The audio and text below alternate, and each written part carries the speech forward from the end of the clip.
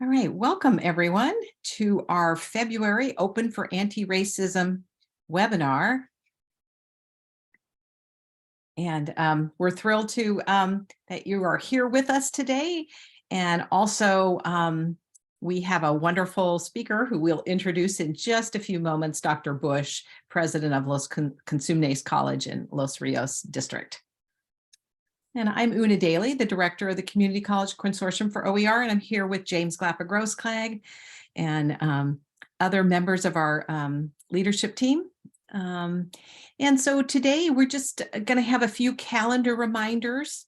Our wonderful course facilitators, Joy Shoemate and Kim Gruey, are going to remind you about the February 15th reflection that is coming up.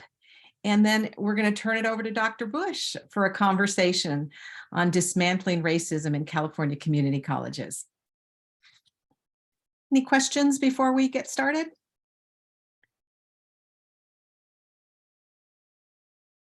All right. James, do you want to talk about the OFAR spring calendar? Sure. Everybody, hey everybody, great to see everybody. Couple of reminders. We do this every time we meet for a Friday webinar, and all these reminders are posted in the Canvas course as well. But coming up this spring, we ask you to check in with a reflection, a very simple, straightforward reflection on how things are going in implementing your anti-racist action plans in your classrooms this spring. The prompts again are in the Canvas shell. So you'll receive more details on that from the Canvas shell, but you'll see the dates here on which those reflections are due: February 15th, April 1st, May 30th.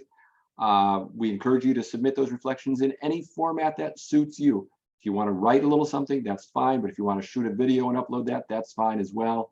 Whatever is the best format for you. We just want to know how it's going and if there are points at which we can help you along. We have monthly webinars coming up during this spring as well. We know that you're checking in monthly with your coaches. And then in April and May are really the big times for our research activities. And I think we have another slide that details those research activities. So we'll move on to that. Sorry, I don't think we do, but if you go to the calendar, which the calendar link, and I do apologize. Last month we had the incorrect URL for the calendar posted on our slide. It is correct in the course, and so we've got that correct today. And James, if it's possible, if you could put that in. That calendar, as James mentioned, has all of that material and more, all those dates as well. And I can remind you, I'll remind you of the research activities coming up this spring. First of all, we will ask you at the midpoint of the semester to distribute a survey link to your students in the class in which you are implementing your anti-racist action plan, so that we can hear from your students what their experience is like. Secondly, we will have an opportunity for a small number of participants to participate in an interview with our researchers, so that we can do some qualitative research with you on your experience as well. Towards the end of the semester, we will distribute a post survey. So as you know, we did a pre-survey at the beginning of the program. We'll do a post survey at the end, asking you what things may have changed. And also midway through the semester, we'll ask you to help us distribute to your sponsoring administrator a brief survey as well, because as you know, we are interested in helping you have some impact at your institution through this program as well. So we want to hear from your sponsoring administrator as well. Great, thank you, James. And I think we want to turn this over now to Joy Shoemate and Kim to talk about that reflection that's due in just a couple of weeks. Yes, thanks, Una. And I just dropped in the chat the link to the calendar. So hopefully that's helpful in terms of knowing what research opportunities are coming up and what we need to engage in later this semester. What you will see on the homepage of the course are a link to that calendar. So if you ever forget where to locate it, it's always on the homepage. We also link you directly to the spring reflections. So this first one coming up in February, as James mentioned, it's really just an opportunity. It's a discussion board, and it's an opportunity to just check in and share a little bit about how your progress is moving with implementing your anti-racist action plans. We ask you a bit about what's coming next, what you have left to do, but also, importantly, how we can support you. So please do share if you are encountering any challenges or if you have any questions, because that's what we're here for, to support you through the process of implementing. For those of you that are team leaders, you will note that there is kind of one area specifically for you in the reflection prompt, which is just confirming that you're sending those updates to your sponsoring administrator.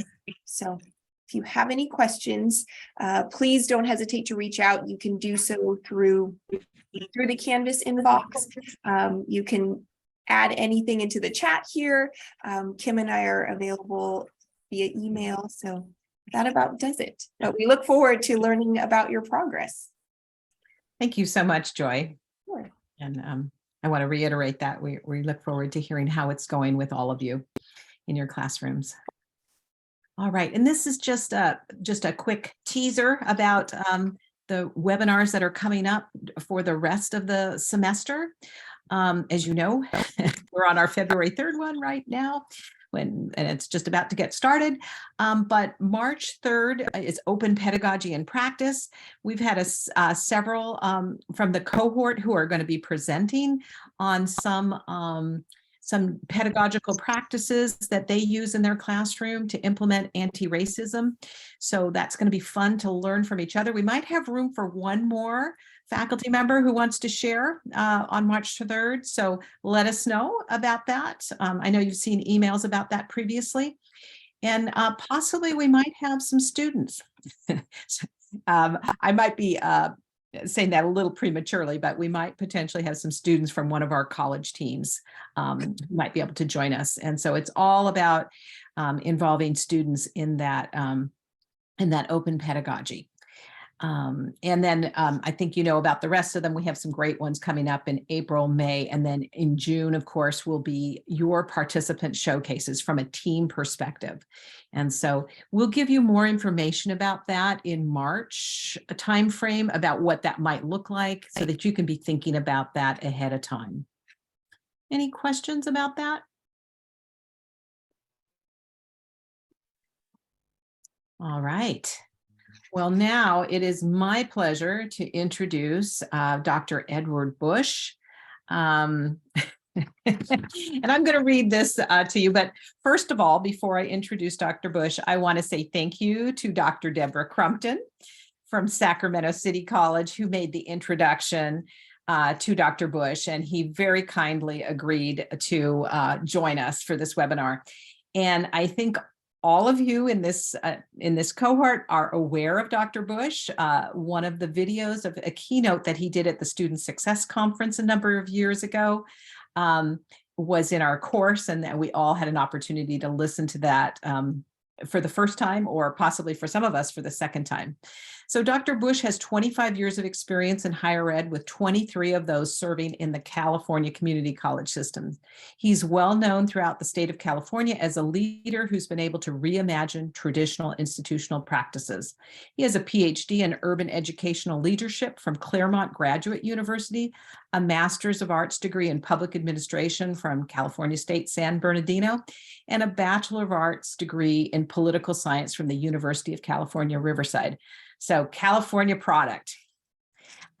He is a student success focused leader with a clear vision and expertise in leading organizations through periods of change and structural disruption. And I hope he will tell us about some of the great work he's doing at Consumnes River Valley College. I'm sorry, I might be mispronouncing that.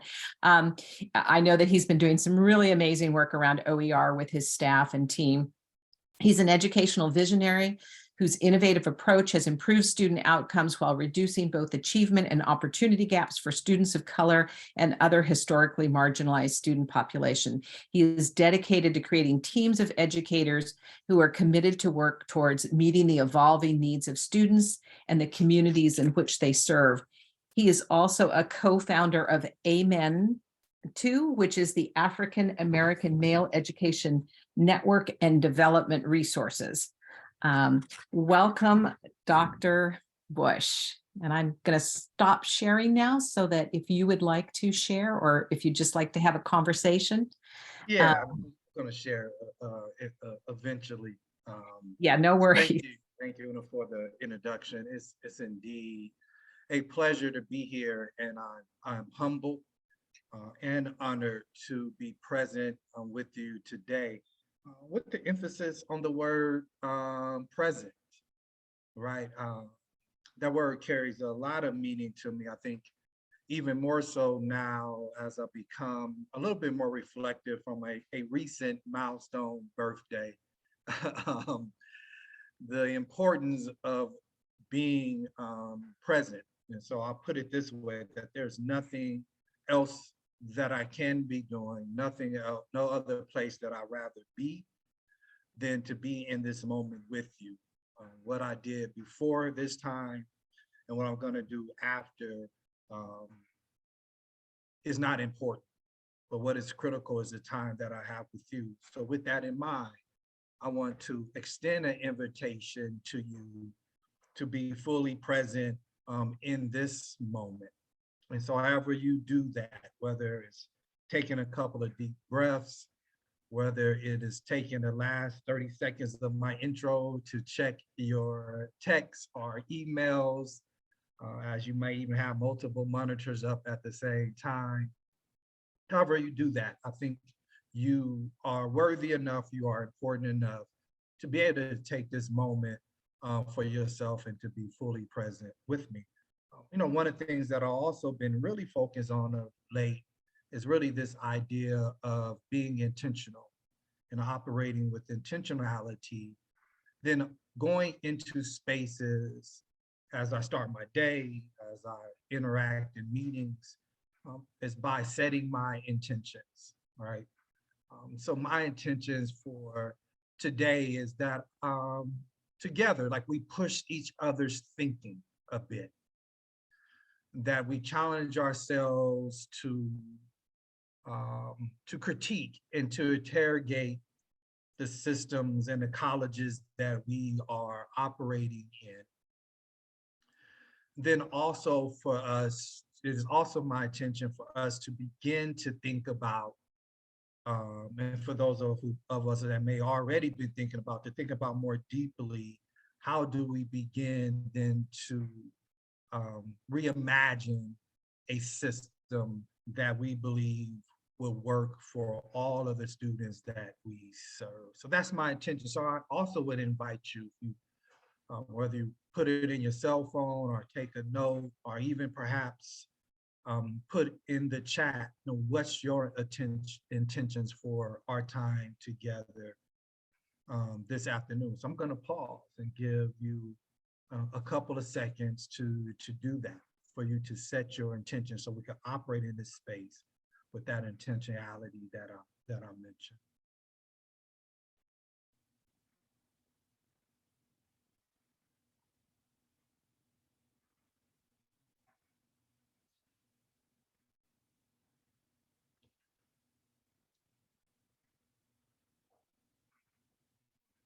Yeah, be fully present. Absolutely.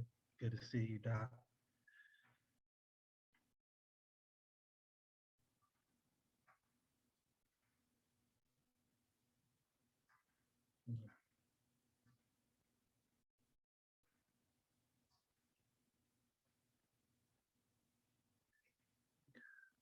So today, we'll have a conversation. You know, we're not tackling too much. The only thing we're going to be talking about in the next couple of minutes is dismantling racism in the California Community College. So real easy light topic for this Friday. So that's all, y'all. So nothing to be overly concerned or to worry about. And I realize it's an ambitious topic. But if we don't begin to think about it and to talk about that openly, it is going to be one of those things that we just going to accept as the status quo to our system. It's one thing to acknowledge, right, that we are perhaps operating in a system that is racist, that is structural, inequitable for folks of color. But it's indeed a different type of proposition for us to talk about.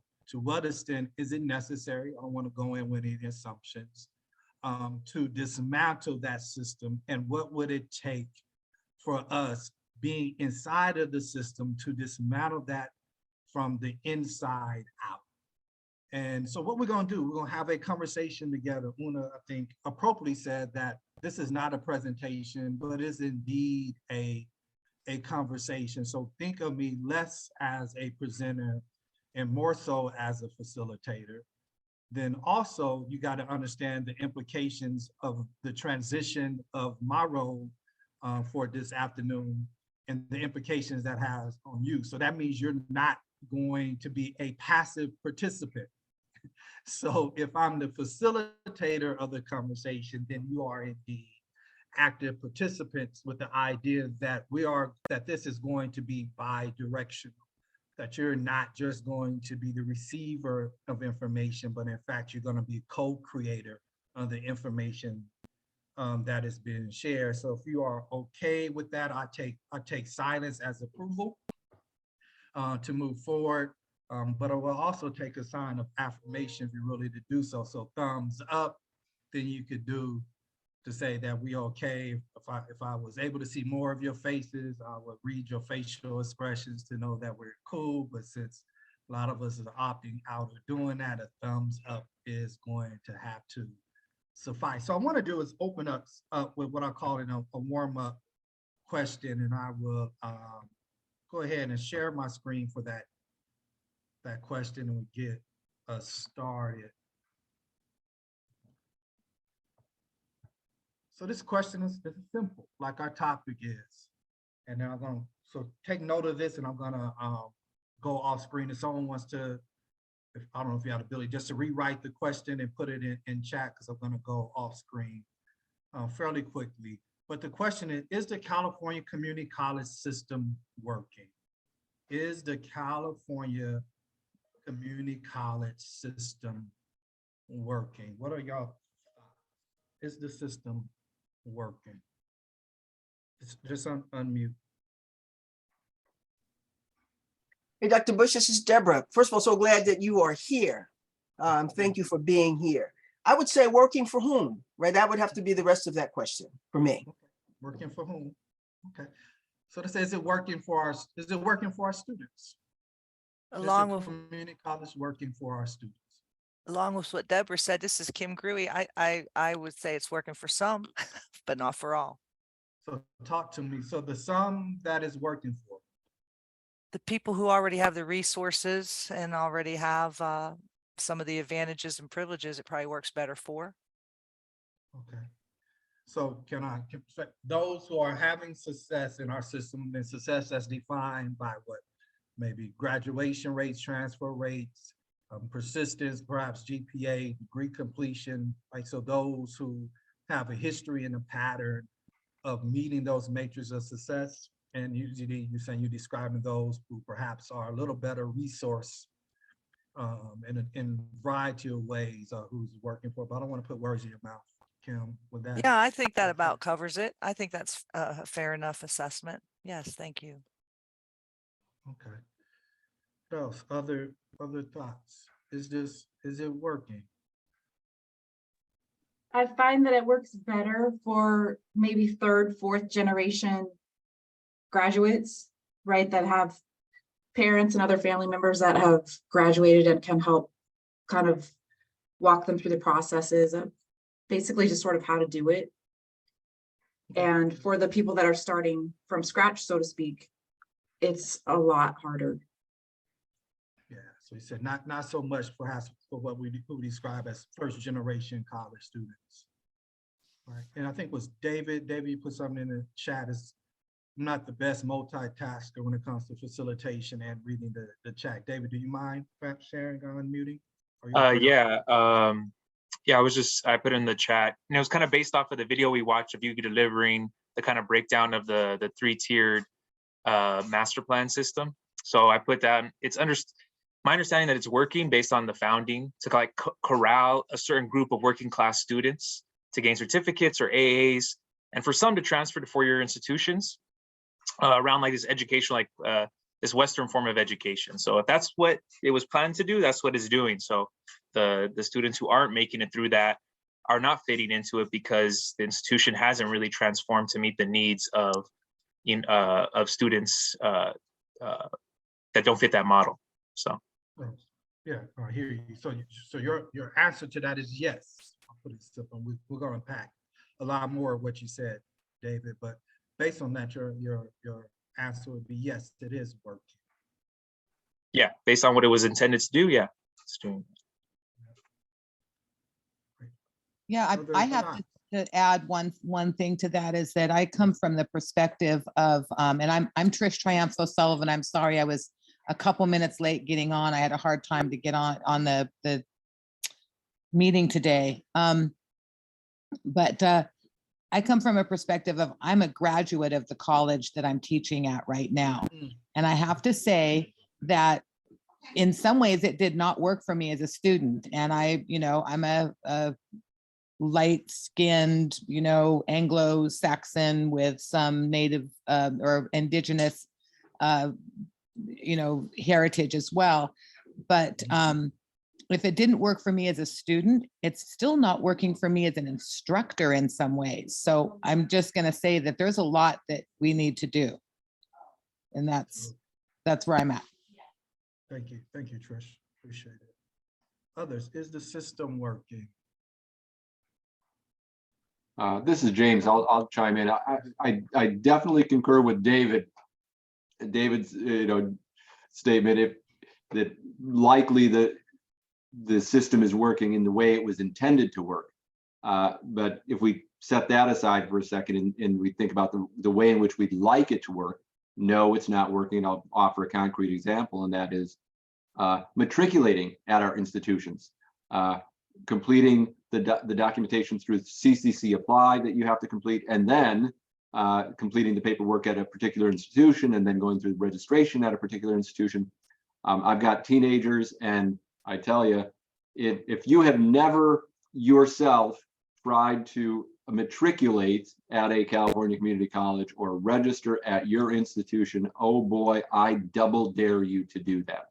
On a regular basis, I double dare my colleagues here at the college to do that, and nobody wants to take me up on it because they've only heard horror stories. But if we can't do it with our level of education and our insider knowledge, imagine the challenges that our target audience faces. Yeah, absolutely. Thank you, James. Appreciate that. Any other thoughts? Not a trick question. Different ways of looking at this, and let me step back a little bit. But I want you to know that we're creating a space. I'm thinking to create a space where we are able to be clumsy, right? And so I know oftentimes we talk about race, just the fact that is the conversation, it has a chilling effect in and of itself. And that many of us may seek to opt out of the conversation because we don't know what the right words to say. We don't want to be labeled. We don't want to feel like we're going to be attacked. But if we're unable to have real conversations as educators in this space and have the freedom to be able to share absent of that fear, it's going to be very difficult for us to call out the inequities that exist, let alone to begin to dismantle it. So it's not my goal to do a gotcha on anyone, not to trick anyone to saying anything, not to label you. That's just not constructive to the work. That this should be a space for you to grow, and sometimes challenging what you say is a way of doing that, but never attacking you personally. And so I want you to know that is the space that I'm operating in So again, I invite you all to, even with questions, think more around the content and your voice being what it is that matters. And we will decipher what it is you're trying to say, your intentions, and we'll work through that. Does that make sense? We good on that? All right. So my thought is that the system is working incredibly well. That the system is working incredibly well. And that's what makes it so difficult. Many of you said you talked about it, and I put those slides back up from that presentation that I did in 2019 to serve as a reference point or the foundation for our conversation around dismantling the system. But it is working as it was intended. And not only is it working as it was intended, the system itself is extremely resistant to change. In fact, the mechanics of the institution, the apparatus of how we perform and operationalizing our work is a part of the system as it was intentionally developed. And we're going to talk a little bit more about this. But we understand, right, that the system, when it was developed out of the California Master Plan, as it was conceived in the late 50s and began to really get implemented in the early 60s, was designed around this idea of economic, and I will also say racial stratification. And that the community college was expanded not to be able to create this altruistic system that provided access to post-secondary education as it was touted, but in fact, it was developed to maintain elite and often elite white institutions of the University of California. And so when we talk about the difficulties and the barriers that exist to this day as it relates to the California Community College system, all of that is part of the racialized mechanisms that's been put in place to protect the eliteness of the University of California and to some extent the CSU. That the system wasn't designed for every student to transfer. The system was not designed for every student to be in a position to access further post-secondary education. It simply was not. So I invite you, like, if you don't take my word for it, just Google it. Information is available everywhere. So anytime you want to fact check me on some of this, you can. So I'm going to share screen and just do a couple of slides on this very point. And again, this is a conversation. So throughout, just unmute, raise your hand, and we'll talk about anything or any of the topics I bring it up. So first of all, I want us to think through what does it mean when we say system? We say community college system, we say systems all the time. We use that word. And so, I went to the best academic reference point that I could find. So I pulled up a definition on Wikipedia for that, right? And so when we look at systems, it says it's a group of interacting and interrelated elements that act according to a set of rules to form a unified whole. A system surrounded and influenced by its environment is described by its boundaries, structures, purpose, and expressed in its function. So when we say system, we want to see what are the boundaries. What was the environment that birthed the system that was created, right? So when we think about it, right, naturally, what was going on in the 50s? What was going on in the 60s? What was the environment? And most importantly, right, what was the environment of those creators of a plan that put together this idea of what post-secondary education would look like? Who was the designers of that? And likely, what environment did they come from? Initially, I thought that was going to be a rhetorical question, but as I repeated it for the second time, I think maybe it's I saw some reaction. Right, so we think about a system, we think about the structure, but oftentimes we don't think about the environment and who were the designers and what was the lived experiences that may have informed what it is that they put in place. Thoughts? How does that resonate? What Yeah, what kind of thoughts does that engender with you, thinking about that? So we have Clark Kerr, who was probably in his 50s and 60s, I'm not sure. But I think around that age when it was developed, so you're talking about someone who was born in the early 1900s. Think about the time period which was created in the 50s, a time of race, civil and social unrest. Very much you've seen the struggle for African liberation and freedom occurring during the time, increasing demands for access to post-secondary education, the Korean War and Vietnam going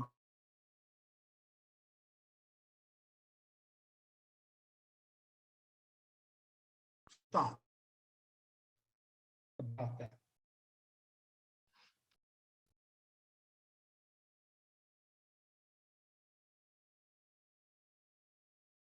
Dr. Bush, so this is Deborah again. You know, so Go ahead, much, Deborah. so much of that time when these systems were being designed was based on false theoretical science, you know, pseudoscience about the inferiority of Blacks.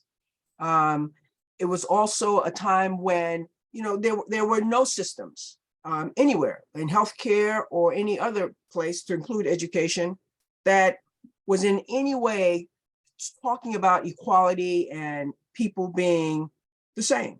So the bias of those lived experiences show up and are manifested in the policies and practices and the design of the system that we see today. But I'll jump on what Deborah said and continue a bit. You know, well into the 1950s, it was commonplace in American higher education that there were quotas to keep Jews out of elite institutions. The Ivy League had quotas to limit the number of Jews, for goodness sakes, not to mention women, African Americans, and others. So for the creators of the California Master Plan of Higher Education to craft a system which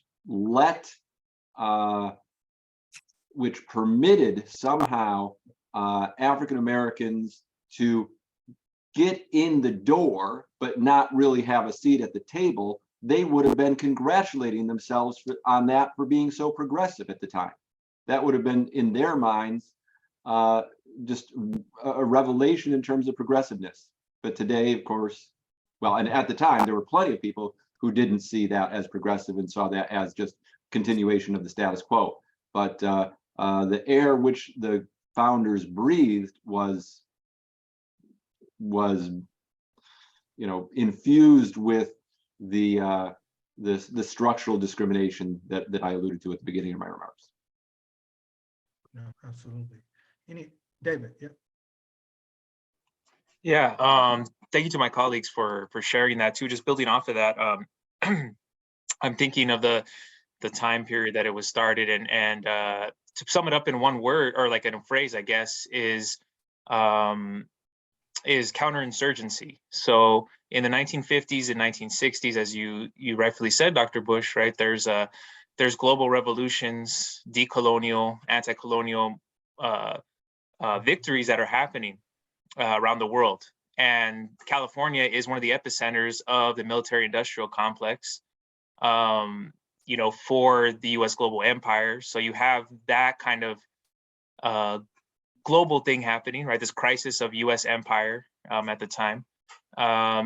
And here in California too, there's a crisis in terms of white supremacy happening as well, in terms of you see newspaper articles by mayors, by civic leaders, by Golden Sons of the West and other white nationalist organizations that are upset about what we call the second Great Migration of African Americans into California, into the Bay Area, into Southern California. Crises around a larger push of the Mexican community and the migration that begins to increase because of U.S. policies in Mexico as well. So you have this contention, and as well as a really massive, you know, civil rights movement, and even, you know, a type of insurgency against white supremacy and apartheid in California happening here in LA County and other places. People are contesting what they left the South from, which was to end apartheid. And they found it here in California, especially the African-American community. And they're like, we're not going to handle this stuff no more. So you having all these things happen. So how do we ease this? How do we do it? The empire throws a bone to some folks to become this kind of like enter the middle class in a certain way, with opening up this system as a way to let go of some of that pressure, to try to prevent things that, you know, obviously it was attempted to, but in some ways it also backfired because of the, you know, the radical movements and members of the founding of the Black Panther Party and other revolutionary movements being born out of the college space in the mid 60s and late 60s. But that's what I would say, you know, that's kind of the moment, is like these multiple crises happening at the global level, but here at the local level here in California as well. And so it was like, what do we, and this is what they would say, right? The ruling class California is like, what do we do with this huge influx of people? And as well as another colleague right here, James, was talking about too, of you know, Eastern Europeans, Southern Europeans, those not of like the Anglo-Saxon, you know, Protestant, you know, background, ethnic Jews as well that are moving to California as well. What do we do with these folks? How do we incorporate them in some way? So yeah, I think that's kind of speaking to all of it. So. No, excellent, David. I mean, you did a great job of painting the picture of what was happening in the environment at that time. I mean, even if you had an absence of those political movements, just a change in demography alone was a concern. Like, you know, you begin to have conversations during that time around the browning of California and what that would mean for the future of the state, right? Just based on just the number of different migration patterns that were happening in the state at that time. I mean, excellent. Oliver. Yeah, I'll be brief. I'm Oliver Rosales from Bakersfield College. So happy to be here in this hour lunch break in between a busy day of being on a search committee.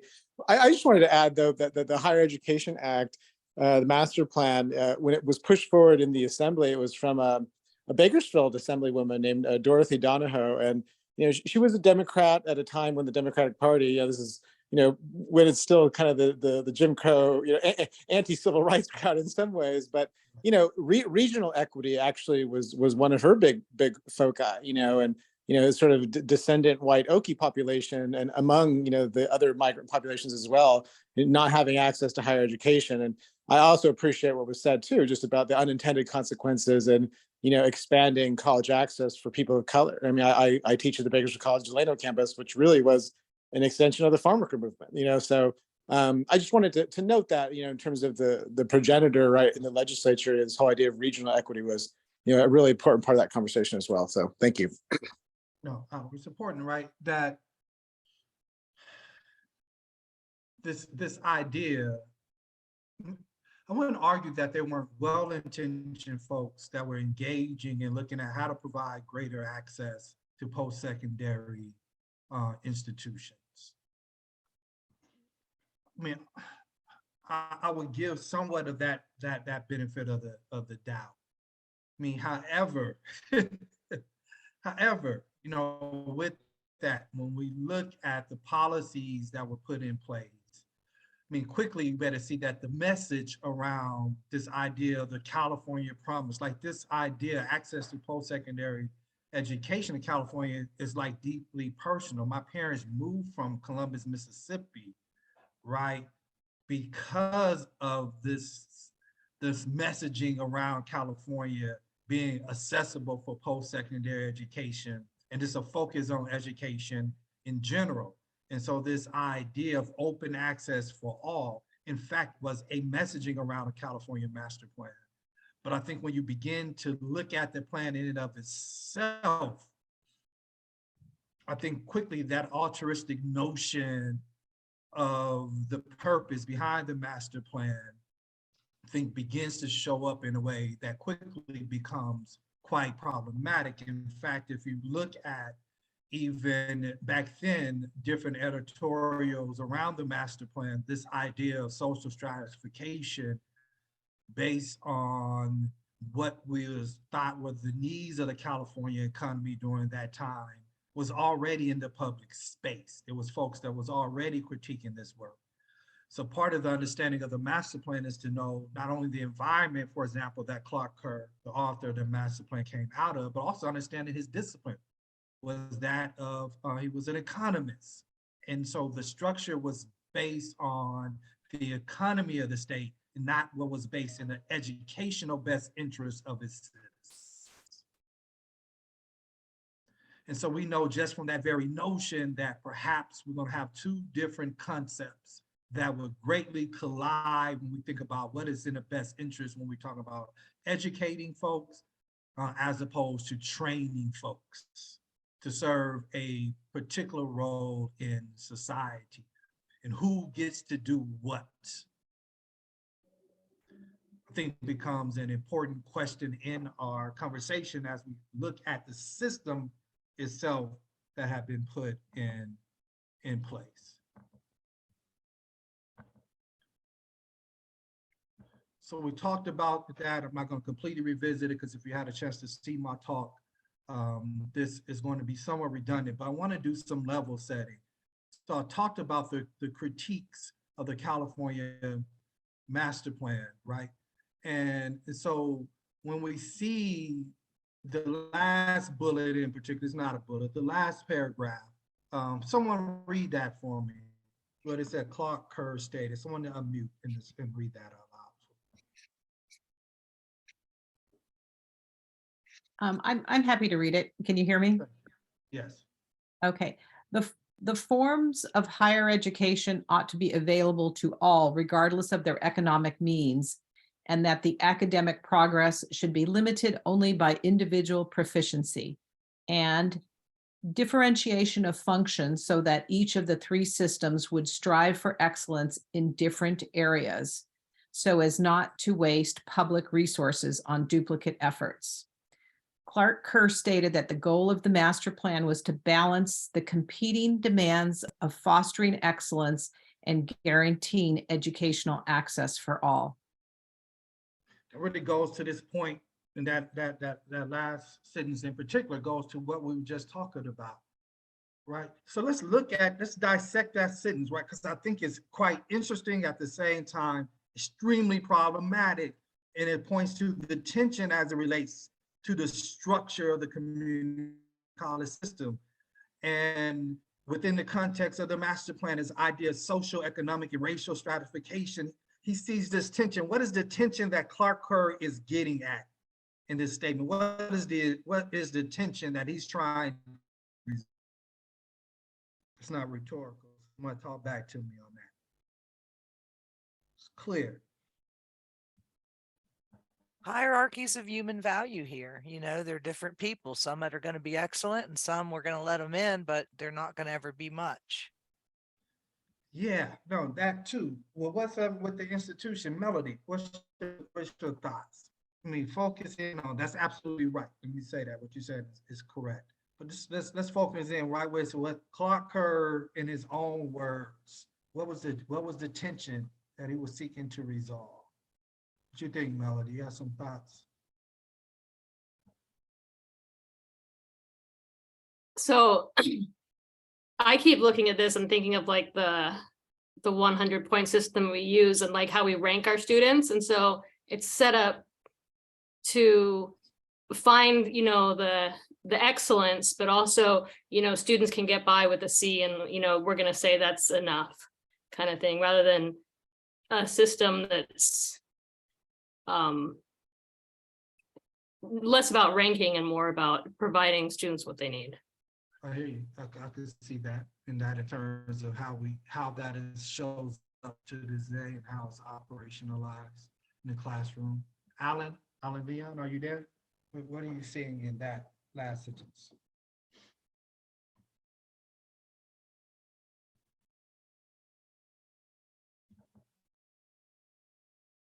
What is the tension?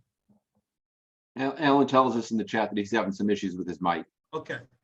All right, that's good, that's good. All right, so look, But the what distinction is, no, go ahead. I was just gonna say, what jumps out at me is that last sentence, of course. Why does there have to be a competition between excellence and access? I mean, from the very beginning, like from our foundational documents, he's saying, you community colleges, your only access, you don't have to deal with excellence. We're relieved. Hey, we don't have to be excellent. Awesome. What a relief. Yes, right, and this idea, thank you, that it's at odds, this idea of those two things being at odds with each other in the first place, like he is drawing a clear distinction here, right?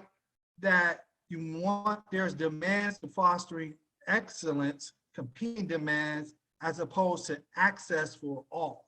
So there's this notion, right, that perhaps those two things are separate, and that who are going to be the institutions, right, more importantly, that is going to foster excellence, then what are going to be the institution to guarantee educational access? So there's a clear distinction, and so then you begin to see the difference of systems that be able to create that separation. Like you are open access institution. But the idea to take the best of those who are academically prepared and capable, then there has to be another institution for those types of students as well. And those are the type of students that will go to CSU, but from Clark Kerr, those are the type of students that will serve the UC, because it's clearly not the function of the University of California to be the ones that's going to provide this accessible level of education. So the whole idea was to keep UC inaccessible. Inaccessible. And it's still inaccessible until this day, only for a certain type of students. And I'm not talking about some other system that we're not familiar with. Like some of this, we have to see it personally. Like, how do I reconcile working for an institution that is structured in this manner? When you think about the amount of time, energy, and effort you bring with you each and every day inside of your classroom, at your desk, in your departments, to what extent are we currently thinking of how we are upholding this structure?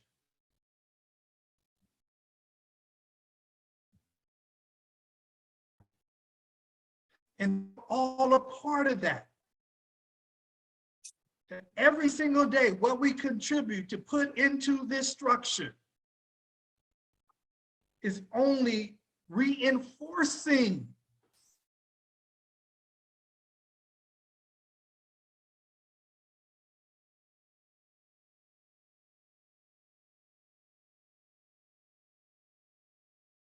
I know what I'm going to say there. I'm pausing for dramatic effect. Like it was just a good time to stop, let you take that in. Like I could go on this for hours, right? I want y'all to think about that. Yeah, I see you in the chat. Like that's how I try to reconcile it too.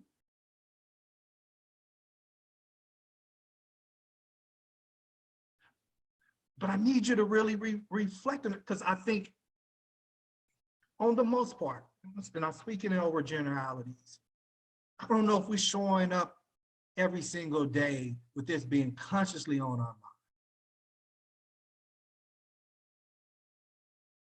I know for a fact the majority of us in the system is not. How do I know that for the fact? Because the system, on the most part, is still operating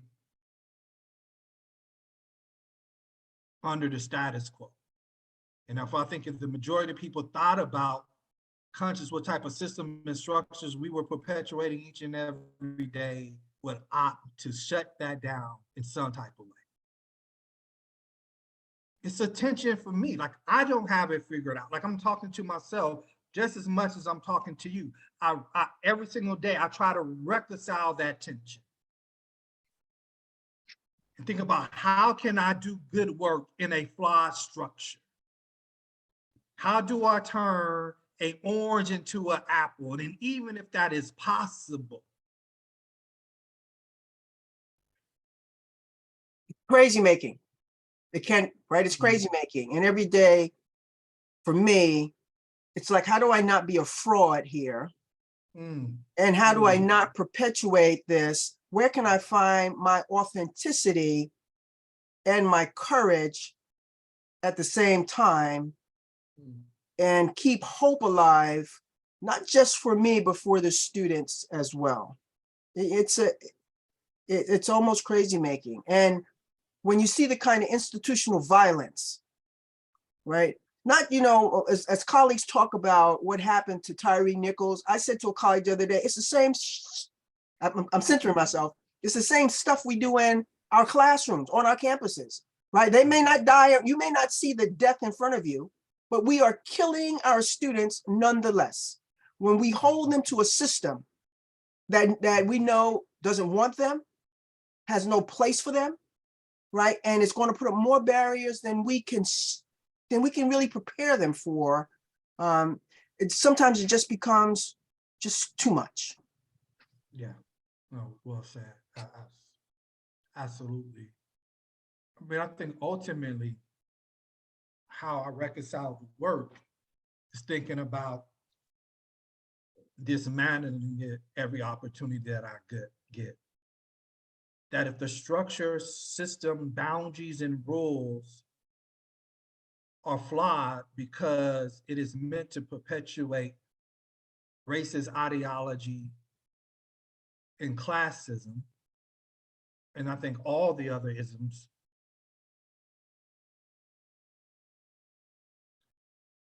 normative default ways of approach, all of those things, then to me, our role as educators, for me, let me say for me, keep the high statement, I see myself as a revolutionary agent that not only is looking and giving thought around dismantling, but also rebuilding new structures and systems. And to an extent possible, try to erect both of those things, do both of those things simultaneously. And I think our call is to use forms like this, you know, pull from collective wisdom and expertise to talk about out loud how we can create a revolutionary stance and approach to this system. Literally, how do we overthrow the system while we're working in it? How do you overthrow it while you're getting a paycheck? How do you overthrow a system and you're depending on it for your livelihood?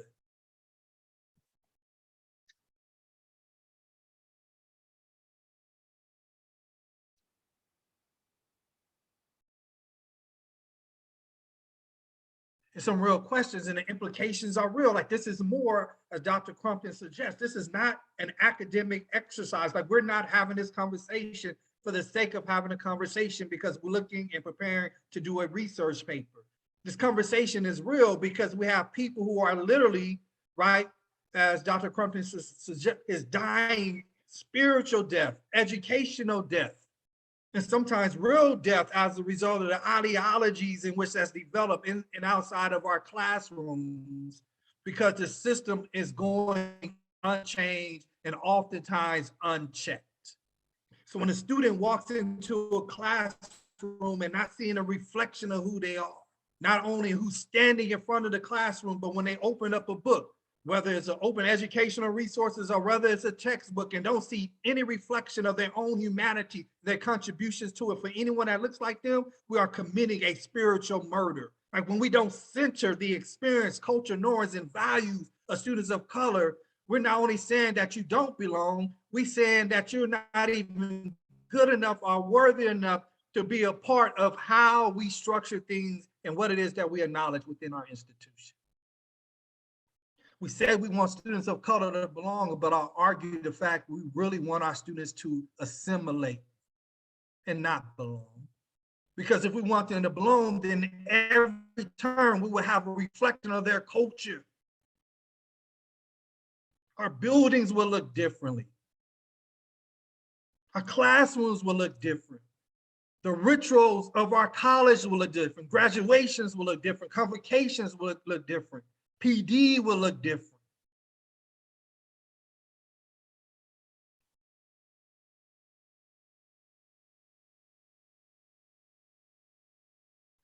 So Dr. Bush, question for you. Our faculty colleagues are collected here and spending a year in this program because they are committed to making change in their classrooms, in their domain where they have influence. As soon as they step outside of their classrooms and they go to a department meeting, or they go to a convocation, or they talk to a dean, or they make a budget request, et cetera, they don't have the power. They don't have the influence. They don't have a platform. What kind of advice could you give our faculty colleagues here if they don't have a president like you leading the way and leading the conversation? Yeah, I mean, great question, James. One, I actually think that doesn't matter. It does and it doesn't. Let me explain. I think the first thing we do, I think you all may have heard me say this in a video, is to control your sphere of influence. Right? Organization is made up of individuals. Right? So there is this type of system accountability that needs to happen, organizational accountability, but also that's not absent of individual accountability. When you know better, do better. And so if you transform your classroom into anti-racist space, I use anti-racist out of convenience. We talk about creating pro-Black spaces, pro-brown classrooms, pro-LGBTQ spaces in classrooms. It's easy to say what it is you're against. It's another level of thinking to talk about what it is you stand for. And it suggests that you're centering the experience of your students. And so I would say continue to put your energy and your attention of controlling your classroom space. Because when you think about the reforms that happen outside of that, touches everything but the classroom. Like, y'all realize how scared administrators are of you? I'll let you in on a secret.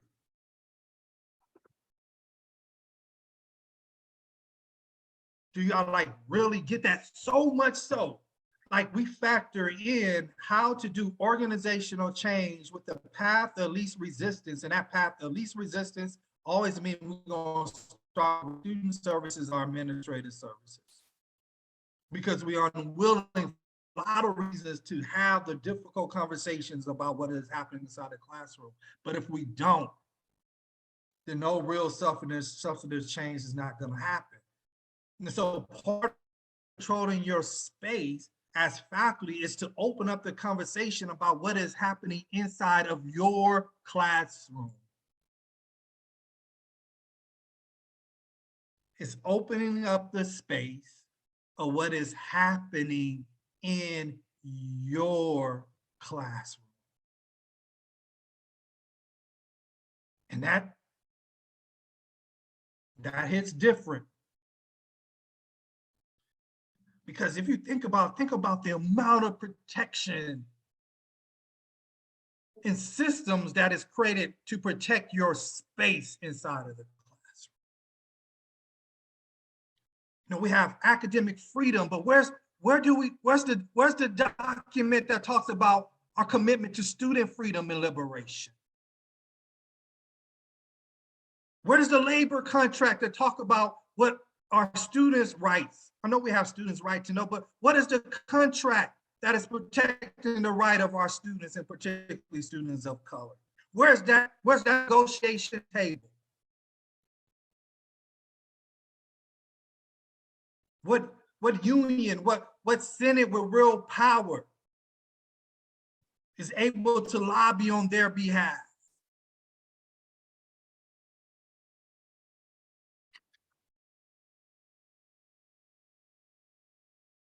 Because the system and structure is really not there to protect students.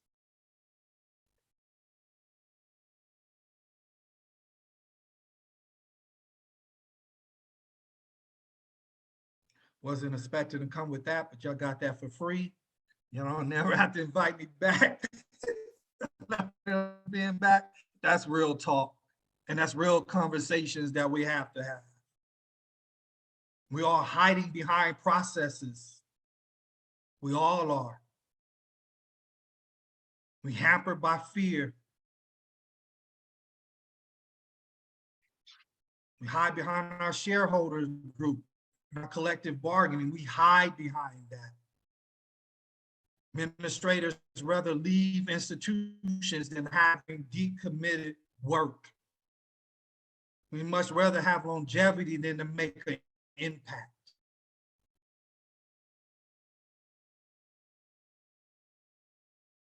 And therefore, the system goes unchanged. We talked about, only end with this, I know I'm over time. We talked about being born out of this system, and we know how heinous and diabolical and insidious it is, and yet it remains virtually the same in 2023. Different environment, different types of students, different needs, same down plan. And it is us, it is us, it is us, it is us that to ask the question, why? And I say it's why because we accepted it, because we made agreements.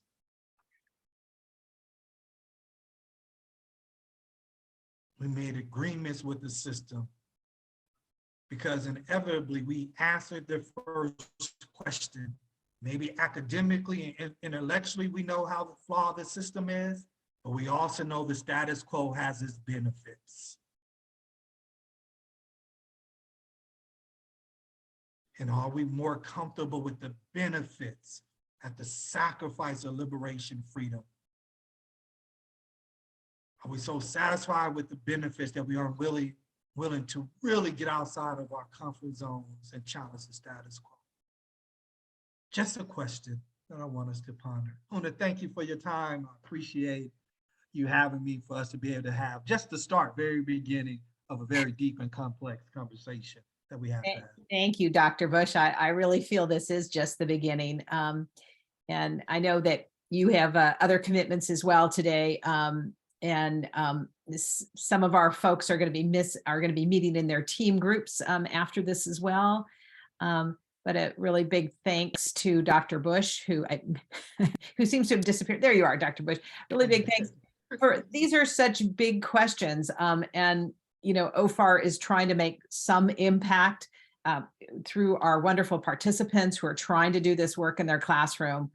Thank you for all the questions you're leaving us with and the important journey that we all have to go on to make those changes and step forward.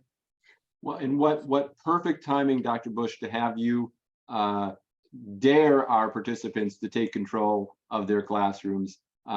This is the outset of the semester, the spring semester for most of us. And this is the time when our participants are implementing what they've been learning, what they've been reflecting upon, what they've been planning. This is the time when they're going to start implementing in their classrooms. So thank you to you for reinforcing how important it is that our participants do take control. Thank you so very much. I appreciate it. I enjoy the rest of your afternoon. Thank you, Dr. Bush. Thank you so much. Just a quick reminder, there is a survey here that we'd love to have you take to let us know about this talk today and maybe where you want to take it next. And also for those of you who are team leaders, we're going to meet just for a few minutes here, so please stay online as other people troop off. We're just going to talk a little bit about some spring semester reminders. So thanks everyone for coming today, and we're looking forward to seeing you again on March 3rd for our open pedagogy webinar, and of course in Canvas in the course. So Una, you're just asking for team leaders, not for coaches, right? That is correct. Okay, all right. Thank you, Deborah. And thank you again, Deborah, for your support. Oh, absolutely. Glad he could make it. Yeah. Oh man, Deborah, what it must be like to have that. Must be